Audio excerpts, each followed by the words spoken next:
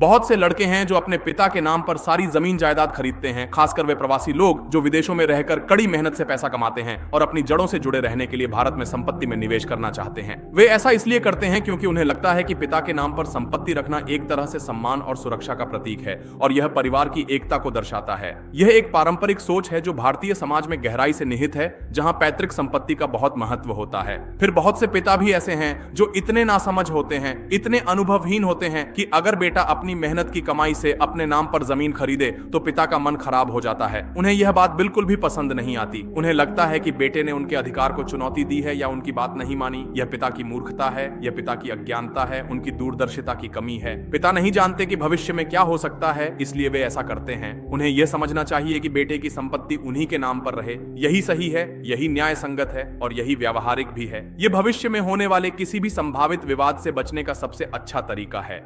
जो आपके नाम पर हो सकता है, वह जमीन जिसने आपके नाम बेची थी, वही जमीन आप लोगों ने फिर से खरीद दी या उतनी ही जमीन खरीद दी, पैसे दे दिए या आपको गिफ्ट के तौर पर कुछ और एक्स्ट्रा दे दिया। ठीक है, यह एक सामान्य व्यावसायिक लेन देन है जिसमें कोई बुराई नहीं है। पिता ने बहुत मेहनत की, उन्होंने अपने जीवन का एक बड़ा हिस्सा परिवार के लिए समर्पित किया। एक समय मुझे विदेश भेजा, मेरे भविष्य को संवारने के लिए हर संभव प्रयास किया। ठीक है, मैंने पिता के लिए 2, 4, 5 जमीन खरीद दी या वह कर दिया। यह करे वह, यह दान है, यह साफ तौर पर उसे हदिया है, एक उपहार है जो बिना किसी शर्त के दिया जाता है, एक ऐसा तोहफा जो प्रेम और सम्मान का प्रतीक है और अपनी चीज अपने पास रहे। यह एक समझदारी भरा कदम है। इन हिसाबों को अलग अलग न करने की वजह से, इन वित्तीय और भावनात्मक सीमाओं को स्पष्ट न करने की वजह से बाद में कभी कभी झगड़ा हो जाता है, परिवार में दरार पड़ जाती है और रिश्ते खराब हो जाते हैं। हम सब लोग हैं, सब लोग ऊपर से मीठा बोलते हैं, ऊपर से बहुत प्यार दिखाते हैं, लेकिन अंदर से झर रखते हैं। अंदर ही अंदर ईर्ष्या और स्वार्थ की भावना रखते हैं। दांतों में मिठास, अंदर अंदर झर। ऊपर से कहते हैं नहीं नहीं नहीं, मेरे नाम की जरूरत नहीं,